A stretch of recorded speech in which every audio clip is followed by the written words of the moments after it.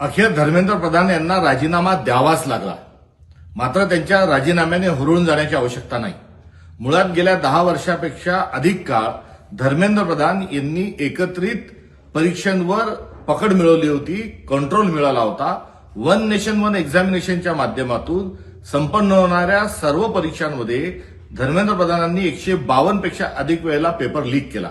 याचा अर्थ काय की वर्गविशेष आणि स्वतःच्या राजकीय पक्षाला आणि हितसंबंधांना त्यामध्ये प्रवेश सुनिश्चित करायचा, तर दुसऱ्या बाजूला जे निवडक जे शिकवणीचे वर्ग आहेत त्यांच्याकडून भ्रष्टाचार करायचा, त्यांच्याकडून पुरेपूर पैसे उकळायचे.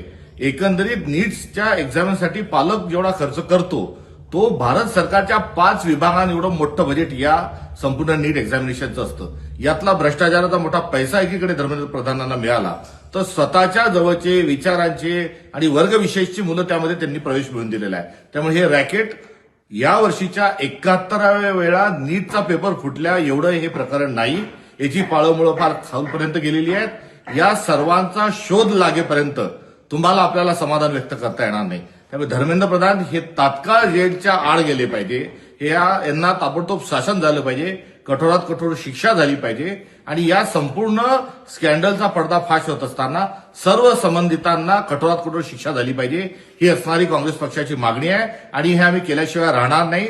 थोडक्यात धर्मेंद्र प्रधान लवकरच चक्की पिसिंग या त्यांना दंड झाल्याशिवाय काँग्रेस पक्ष स्वस्थ बसणार नाही. ही असणारी आमची एकंदरीत भूमिका आहे. या राजीनाम्याने आम्ही आमचं आंदोलन कुठेही थांबवलेलं नाही. आमचा आजचा कॅन्डल मार्च होईल. यासोबतच पुढे देखील आंदोलन सुरू राहील, कारण संसदेमध्ये मेरिटवर चर्चा झाली पाहिजे आणि जे काही मुद्दे विरोधक मांडणार आहेत, राहुल गांधी मांडणार आहेत, या सर्वांवर जबाबदारीनं त्या ठिकाणी उत्तर आलं पाहिजे. ही आमची मागणी आम्ही तशीच लावून धरलेली आहे.